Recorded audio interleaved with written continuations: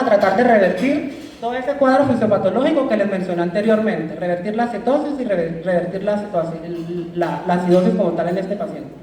Ya después de haber logrado esto, vamos a pensar, vamos a mirar si el paciente tiene alguna complicación. Complicaciones en cuanto a los electrolitos, el sodio, el potasio, el fosfato, el bicarbonato, o complicaciones un poco más severas, como pensar de pronto en un edema cerebral, que es lo que más tenemos nosotros en estos pacientes. Entonces, monitorizar y tratar las complicaciones. Por último, debemos mirar cuál fue el factor desencadenante que ocasionó que el paciente entrara en cetoacidosis. Entonces, mirar a ver si fue una infección, si hubo un mal control en el tratamiento, mirar qué terapia de insulina está teniendo el paciente, si tiene problemas en la adquisición de los medicamentos. Debemos involucrarnos en todos los campos porque pues, si no intervenimos en cuanto al factor desencadenante, en 6 meses vamos a volver a tener el mismo paciente ahí en urgencias por cetoacidosis diabética. Y es tan importante tenerlo en cuenta porque yo tengo un paciente que me ha venido en menos de un año 2 veces con cuadro de cetoacidosis diabética. El paciente vive en Venezuela, desafortunadamente la mamá tiene 2 niños, los 2 niños son diabéticos y comparten la insulina y a veces se quedan sin insumos. Entonces es importante pues reconocerlo y saberlo. En cuanto al primer punto, en la corrección de la deshidratación, bueno, antes, para mí, un paréntesis, antes de hablar de corregir la deshidratación, vamos a hablar un poco de unos puntos que marca el consenso. Entonces, como primero, tenemos el paciente en urgencia, nosotros debemos tomar los signos vitales. Con respecto a los signos vitales, con respecto a la tensión, generalmente uno esperaría que estuvieran hipotensos por la deshidratación, pero generalmente ellos no están hipotensos, sino más que todo un poco hipertensos por la respuesta de las catecolaminas que tienen, ¿no? Pesar siempre el paciente, apenas llega el paciente y nos da la glucometría alta, tomarles casos venosos y pues toda la carga de batería de laboratorios, perfil renal, creatinina, BU, perfil bioquímico, hemoglobina glicosilada, después de haber hecho esto, analizar el paciente, hacer una buena anamnesis, interrogar bien al paciente. Inmediatamente vamos a mirar al paciente y vamos a mirar el estado de conciencia.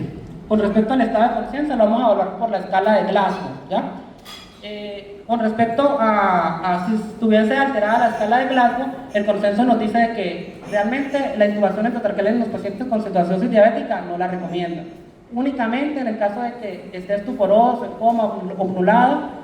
¿Por qué? Porque pues esto altera aún más el pH del líquido cerebral y va a producir mayor lesión cerebral. Entonces con ese punto, pues en la mayor medida que podamos pues, evitarla, pues mucho mejor.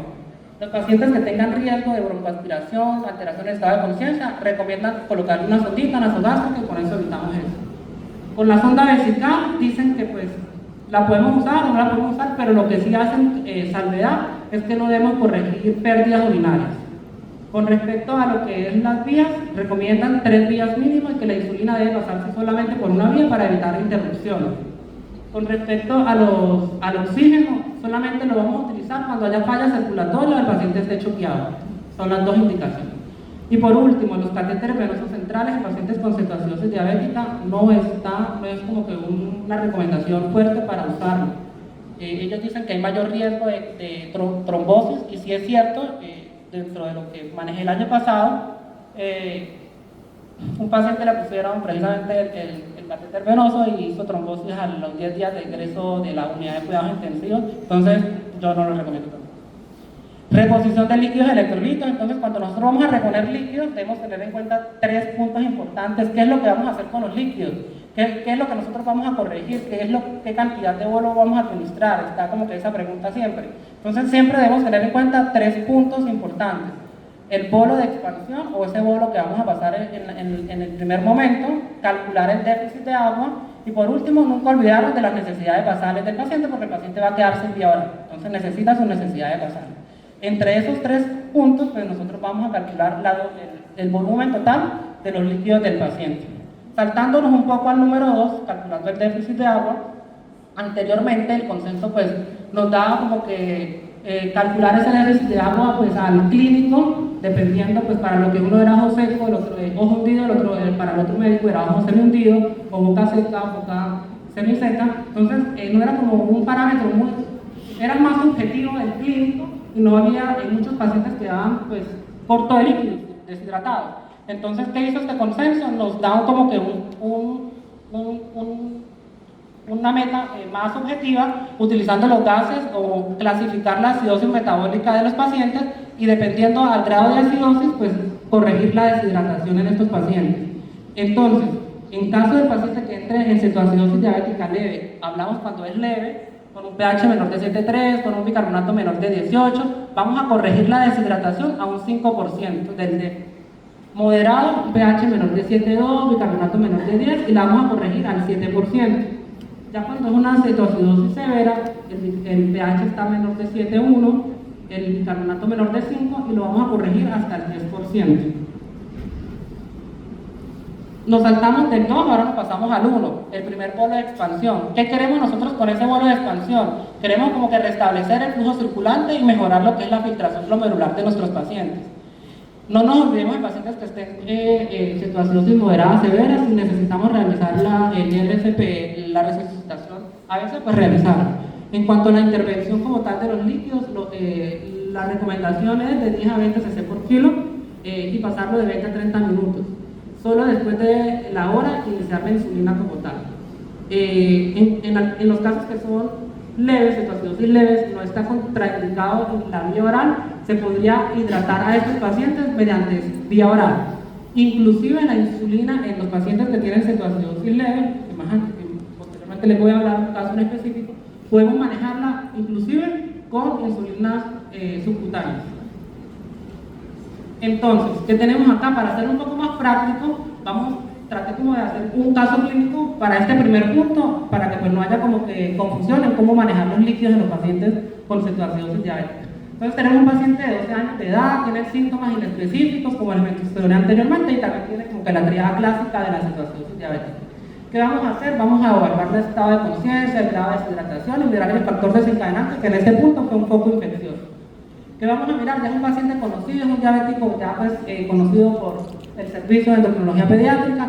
Vamos a mirar el tratamiento. Es importante saber cuántos años lleva él con diabetes, mirar qué tipo de insulinas utiliza, cuál es el esquema que tiene, vuelo basal, si la dosis que tiene es adecuada. Es tan importante hasta saber cómo se aplica el medicamento, si él rota como tal la insulina en la inserción de la aguja, porque pues tenemos una condición que se llama lipodistrofia, que generalmente pasa cuando el paciente siempre se coloca en la inyección en el mismo punto y esto genera como un acortanamiento en la piel y pues por más que puya y bote insulina, la absorción de la insulina no va a llegar y va a ser la causa de que pues va a estar siempre en hiperglicemia hasta que pues, el vaso se chorrea y pues produce la situación. Hay unos pacientes, también mirar el control o el monitoreo de cómo se hace el autocontrol, ¿listo? ¿Cuántas glucometrías se toma él? Acordémonos que la ADA, la Asociación Americana de Diabetes, nos aconseja que para que un paciente tenga un buen autocontrol son mínimo 6 glucometrías diarias. ¿Por qué? Porque pues, va a tener un esquema mucho más estrecho y va a saber específicamente en qué momentos él hace hiperglicemias y al saber eso podemos corregir e intervenir específicamente donde está alterado pues, el problema. Entonces ya a nivel objetivo, ¿qué encontramos? Encontramos en el examen físico, pues como podemos ver ahí, pacientes que tienen grave deshidratación, alteración de conciencia, también un poco alteración en el estado circulatorio como tal del paciente. A nivel bioquímico, ¿qué encontramos? Una cetoacidosis diabética severa, un pH por allá menor de 7,1, un bicarbonato por allá cercano al 5 y pues la osmolaridad y el anion gap están aumentados. Entonces ya sabemos el segundo punto en cuanto a los líquidos que tienen una cetoacidosis diabética severa y vamos a corregir al cuánto, al 10%. Entonces ya tenemos el segundo punto, nos saltamos al primer punto, vamos a hacer un primer bolo de expansión a 20 cc por kilo, nos daría más o menos una tasa de 740 mililitros y eso vamos a pasarlo en 30 minutos. Entonces ya tenemos el bolo de expansión, tenemos el calculado el déficit de agua que lo vamos a pasar al 10% y eso nos da en total de volumen 5.540. Pero ¿qué pasa? Hay una regla que nos dice, una bandera roja, que no podemos pasar mayor de 4.000 mililitros por metro cuadrado. Entonces hacemos el cambio y lo máximo que nosotros podemos pasar son 4.880. Entonces nos vamos a quedar con la recomendación de 4.880 para pasar en 24 horas. ¿Listo? En cuanto a los electrolitos, el primer electrolito que vamos a evaluar es el sodio. Entonces en cuanto a esto, como les dije anteriormente, pues ya el consenso dice que ya no es tan importante como que medir las concentraciones plasmáticas de sodio en cuanto al tratamiento. El objetivo del sodio es disminuir progresivamente la osmolaridad hasta su valor normal. Lo que sí bien sabemos es que el sodio debe aumentar, no debe aumentar más de 1.6 miliequivalentes por litro por cada 100 gramos de glucosa que disminuya, con el fin de evitar principalmente cambios en la osmolaridad, riesgo de edema cerebral. Hay un estudio que se realizó en PECAR que agrupó varias asociaciones y el objetivo de esto era con respecto a la terapia de los líquidos totales y pasarlo en 24 horas o 48 horas. Querían saber si de pronto había algún efecto en cuanto a la parte neurológica de estos pacientes, que concluyeron que realmente pues da igual si pasarlo en 24 o 48 horas. ¿Por qué? Porque el estado del edema cerebral, ellos dicen que va más relacionado con el estado de hipoperfusión cerebral que genera la cetoacidosis y por el estado hiperinflamatorio del mismo, también por el grado de deshidratación y el grado de hiperventilación que generan estos pacientes durante la cetoacidosis. Además dicen que la osmolaridad inicial y los cambios con respecto a los osmóticos durante el tratamiento pues tuvieron cambios muy mínimos y que no estaban relacionados con la lesión cerebral. Lo que sí dejan cierto es que las concentraciones de sodio en los líquidos sí influyen en lo que son las concentraciones plasmáticas en los pacientes, pero que la velocidad de la ejecución de los líquidos tenía cambios mínimos, entonces como que no mostraba mucho interés en cuanto a esto.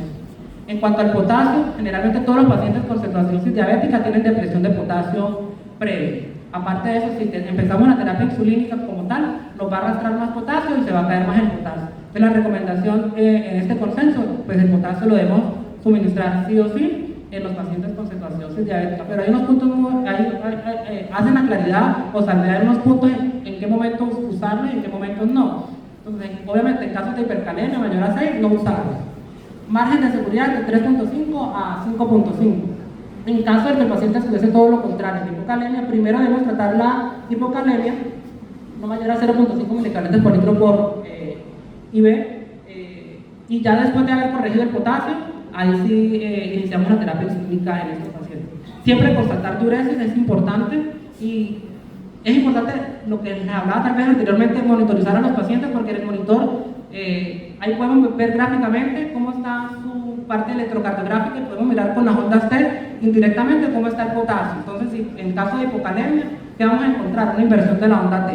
Y en caso de hipercalemia, una T picuda. Entonces, más o menos les hago salvedad si no tienen electrocardiograma o un monitor, pues, o de pronto no tengan el recurso, están por allá en el rural y no tengan sodio y potasio, si tienen un electrocardiograma, tomarlo y pues ahí más o menos nos orientamos en cuánto está el potasio.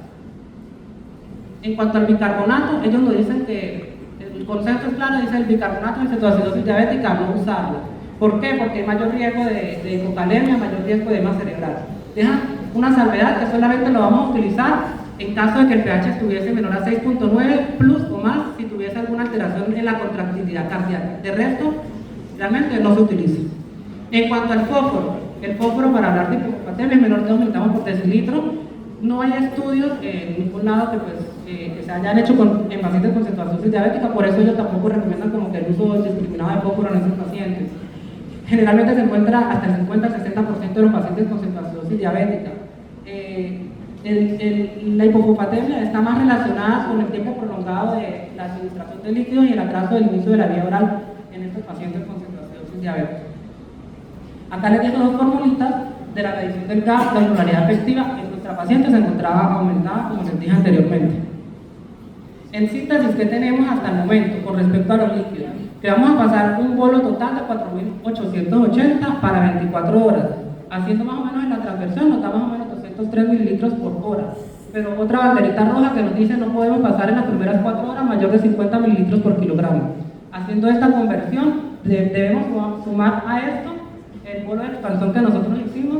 Y mira que ahí nos dan un rango de 36.5 mililitros por hora, o sea que estamos bien y podemos seguir al siguiente paso. Ya pasó la hora de iniciar los líquidos y cuál es el siguiente paso siguiente que debemos hacer, iniciar la insulina. Pero antes de iniciar la insulina les voy a hablar algo sobre los destrozados. Aportémonos que la glucosa es el sustrato para que actúe la insulina, ¿okay?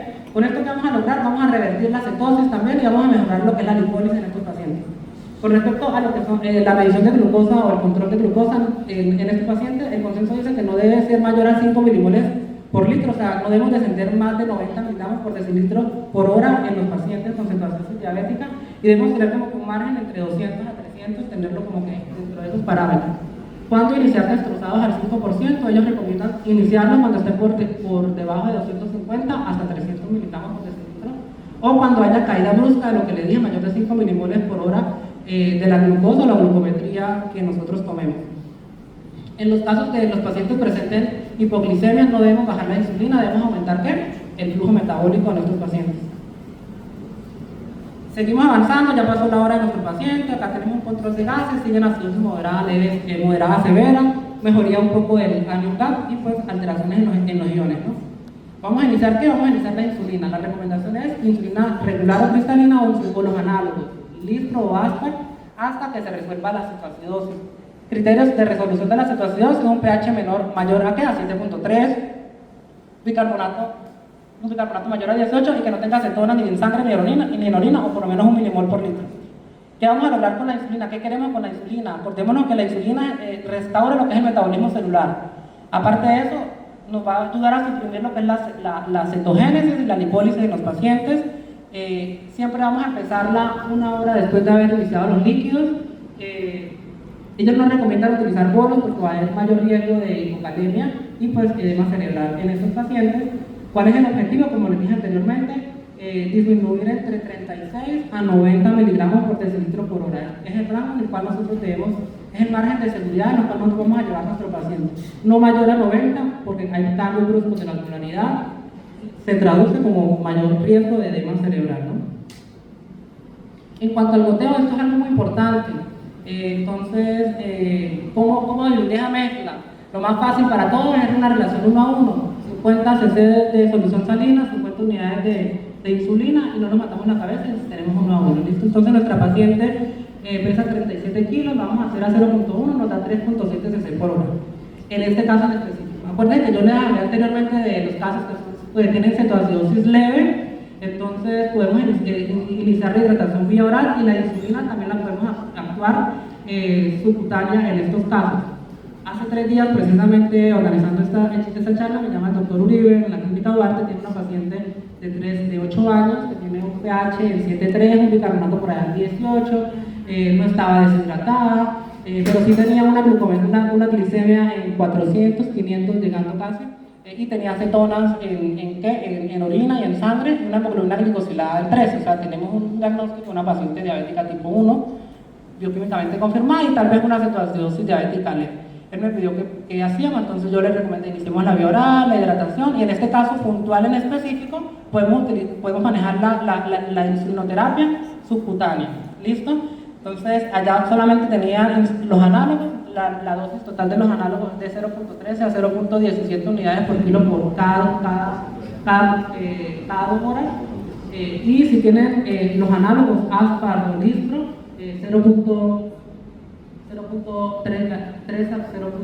0.15, pero esas cada 4 horas. Lo que sí dice el consenso en cuanto al inicio del tratamiento de estos pacientes, si los pacientes hacen un descenso de glucosa mayor a 90 miligramos por decilitro por hora, bajar la siguiente dosis a 0.1 unidad por kilo hora. Y lo llamé ayer, me dijo que ya la paciente ya hicieron la transversión a insulina subcutánea y que está súper bien. Entonces, que en esos casos en específico la podemos hacer subcutánea. Ya resuelta la cetoacidosis diabética, pues vamos a hacer la transición de insulina endovenosa a insulina subcutánea. La dosis total es de 0.5 unidades por kilo por día. ¿Cómo hacer la transición de estos pacientes? ¿Qué se recomienda? Se recomienda principalmente, si vamos a utilizar esquema basal por lo que es lo que yo uso, generalmente el consenso dice, apliquemos la primera dosis de insulina de la basal o la acción prolongada o la Lantus, que mayormente es la que utilizamos, en la noche, y al día siguiente, 30 minutos previos a la comida del desayuno, en este caso, colocar la primera dosis de insulina bolo, en este caso de corta acción, y posteriormente pues ya se suspende. Entonces, en cuanto a nuestro paciente, hacemos el cálculo, 37 kilos, más o menos la mitad, 18 unidades, la mitad la pasamos en bolo, en insulina bolo, y la otra mitad la pasamos en insulina basal. Entonces, quedarían 9 unidades de Lantus y 9 unidades de Apidra. En este caso, acordémonos de que esas 9 las vamos a dividir en 3 comidas, entonces quedarían 3 unidades para cada comida. ¿Listo? En cuanto a las complicaciones, ya hablamos de la hipoglicemia. Acordémonos que en el caso de que llegase a presentar, el consenso dice, disminuyamos la dosis de insulina y pues también mejoremos el flujo metabólico con los destrozados de estos pacientes. La hipofosfatemia que ya les hablé, las alteraciones electrolíticas. Algo muy importante que mencionan durante el consenso es el riesgo de lesión cerebral, que va a estar medida por un daño o una alteración en la microestructura cerebral. Lo que mayormente han encontrado son problemas de memoria, coeficiente intelectual, que han visto. En cuanto al edema cerebral, ¿ellos qué dicen? Que nosotros principalmente debemos evaluar los pacientes por clínica, no debemos regir el edema cerebral en los pacientes por una imagen, una neuroimagen, en este caso una tomografía. Entonces, debemos ser un poquito más clínicos y no basarnos en una tomografía pues, para iniciar tratamiento, ¿tá? En cuanto al edema cerebral. Si estamos sospechando un paciente que tiene edema cerebral, ¿qué es lo que tiene un edema cerebral? Paciente que tiene.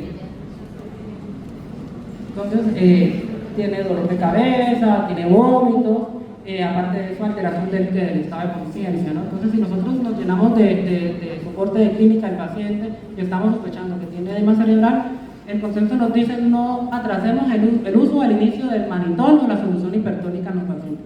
El manitol de 0.5 a 1 gramo durante 10 a 15 minutos y la solución hipertónica de 2.5 cc por kilo en 10 a 30 minutos.